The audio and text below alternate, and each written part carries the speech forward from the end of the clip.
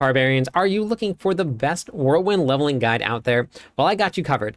This build is going to be insanely fun to play. It'll be very, very strong. Early on, we're going to be using Lunging Strike to help us get through some of that Fury generation early, but we're also going to talk about some ways that you can maintain Fury without having to worry about using a basic skill.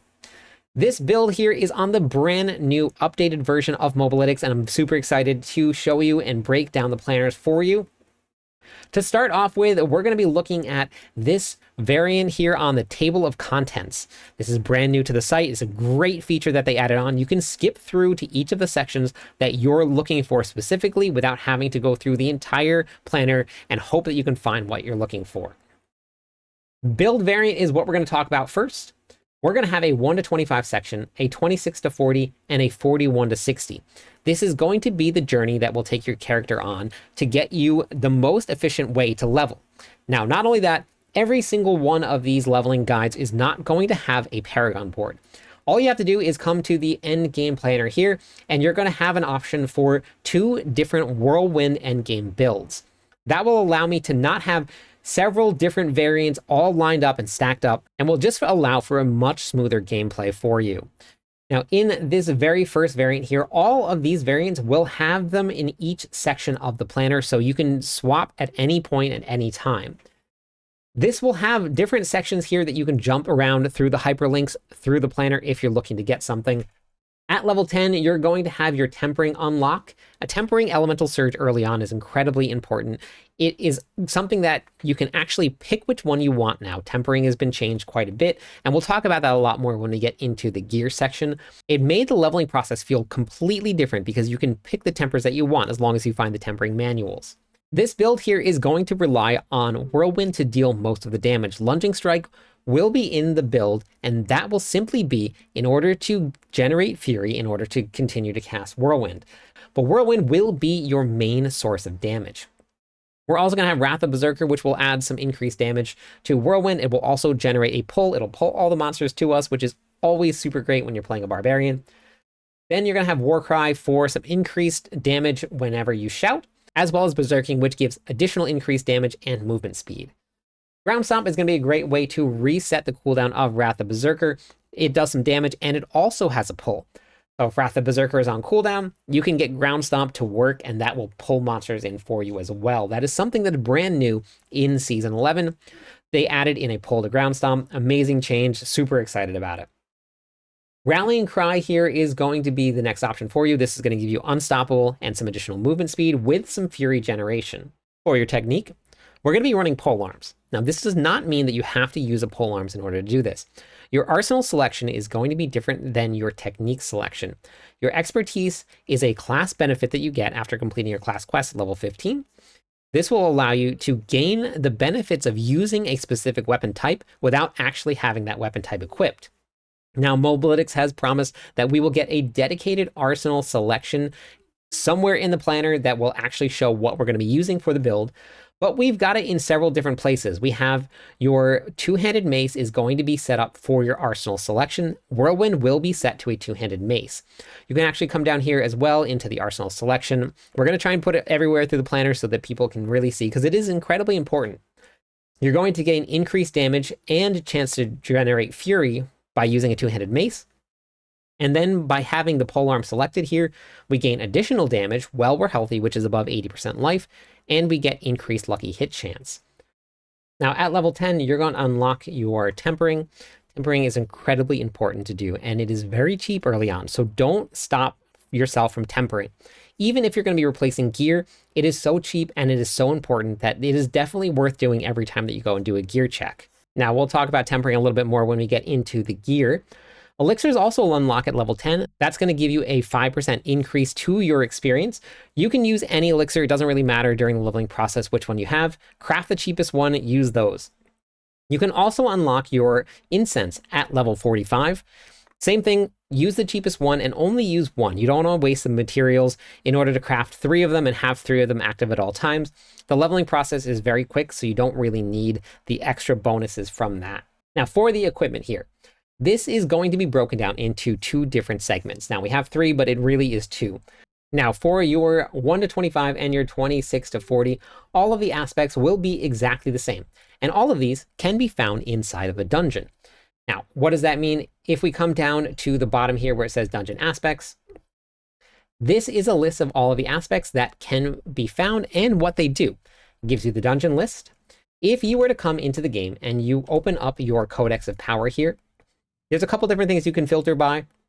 You can filter by your class. Now I found all of the ones on the Barbarian in the current season, so we've unchecked that. And then you can pick unlocks from a dungeon. You can also type into the search bar here whichever one you're looking for, and that will give you the dungeon itself. If you come down to whatever it is, once you've pulled it up, and it says pin on map, we click on that. When you open up your map, it is actually pinned the dungeon that you need in order to go and unlock that aspect here. So you can do this. Is much easier than having to look it up somewhere and then find out where that dungeon is.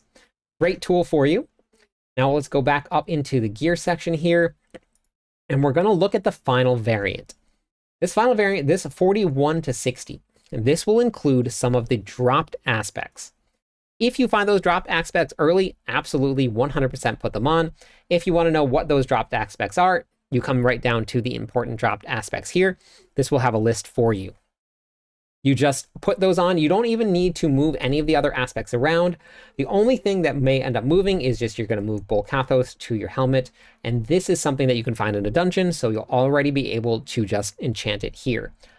But this will give you a list of everything that you're going to need in order to get this build online and able to run into Torment 1.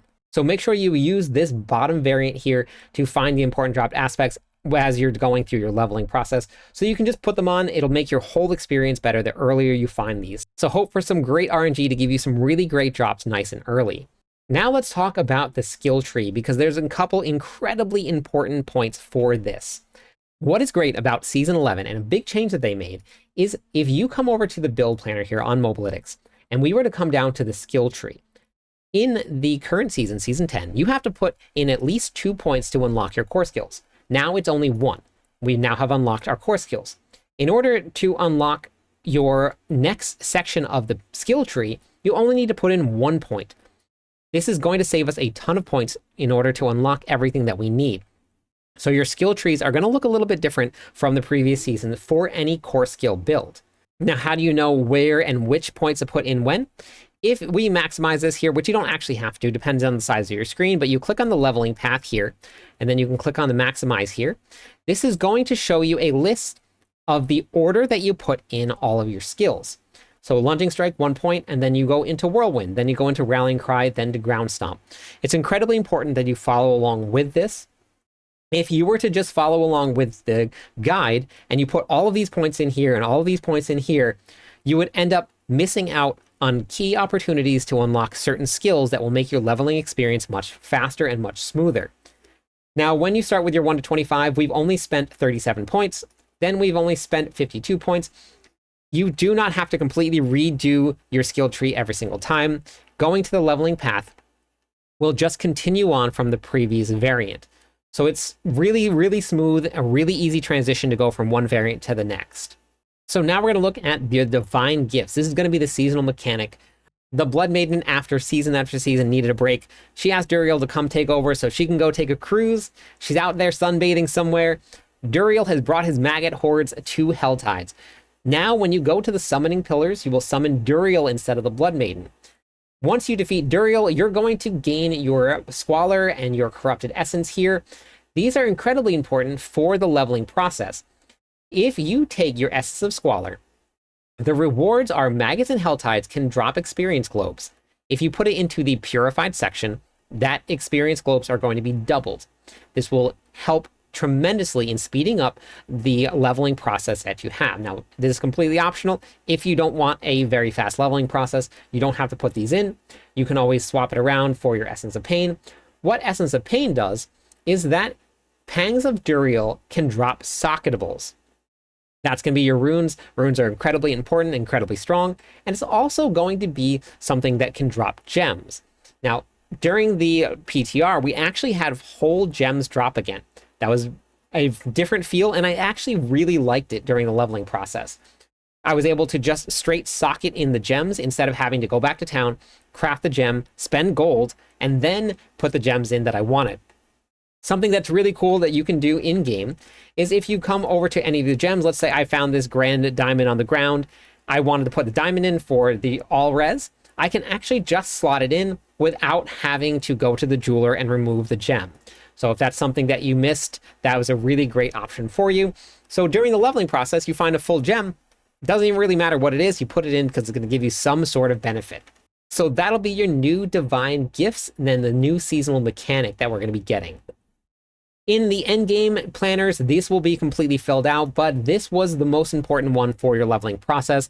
The other ones, you're going to have to hope you get to the world boss. You have to get into the pits. If you do have the expansion pack, you can go do the Undercity nice and early. It gives a lot of experience. It's going to get some big buffs. And then you'll be able to unlock the one for Endariel, but it really doesn't do much outside of the Undercity. This is going to be the biggest one for your leveling process here. For the mercenaries, I went very defensive here. I'm running Rahir. This is a great source of resistances. Bastion absorbs 90% of the damage incoming to you when it's active, and it also gives you a big boost to your damage. I also went with Variana for some increased attack speed if you want to run Aldkin for some damage reduction. Also a great option for you. Subo, map hack, can't say enough. It's really great, but I wanted to build a defensive planner. You can mess around with whatever mercenaries feel best for you. Make sure you do level up every single one of your mercenaries, even if it's just by using them as your reinforcement.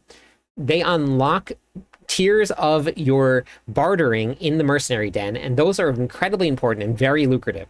So make sure that you click on each one of those and you start leveling up all of them. How it plays here, this is your gameplay loop. This is just going to describe how you play the game. Arsenal selection, again, will be set to a two-handed mace. That's what Whirlwind will be set to. This will be the section that will explain your defenses, how to stay alive, what the best way to build survivability is, and how all of your offensive aspects work. At the bottom here, we're going to have a leveling walkthrough. Now, this is going to be on my website here, cliptis.com. It is completely free. You don't have to sign up for anything. It's just my way of keeping all of the Diablo 4 content nice and organized, and this will be a complete breakdown of the entire leveling process from start to finish, and there will be a video guide for this as well. So make sure you check this out. It's going to be the most optimal way for you to get from level 1 to level 60. And then you can also come over to the document here. This is going to be all of my testing for Diablo 4. Anything from where to get materials to the best Infernal Horde runs. All of it is going to be here for you and for anybody that wants access to it. The last thing that I got for you is to join the Discord. This is the Discord server right here. It is a booming place to be for anything ARPG. We have leveling groups that start at the very beginning of Diablo 4 season. This is the signups here. Even with the shift in time and a scramble to move everybody around, we have over 100 people signed up for the launch day, and we have a ton of groups that are randomly assigned. You sign up, we give you a group, you get to go out and explore the new content with all of the people that you get randomly picked to go out with.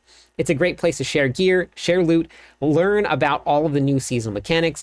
It is incredibly welcoming. You have a great opportunity to learn a lot about Diablo 4. Whether you're brand new to the game or you've been playing for a long time like me, there's going to be something here for you. That's all I got for you today. Hopefully you found this video helpful. If you did, make sure you share it with your friends. Thank you already for watching. I'm live every night. I'd love it if you stopped by, said hi, theory crafted with me. Catch you on the clip side.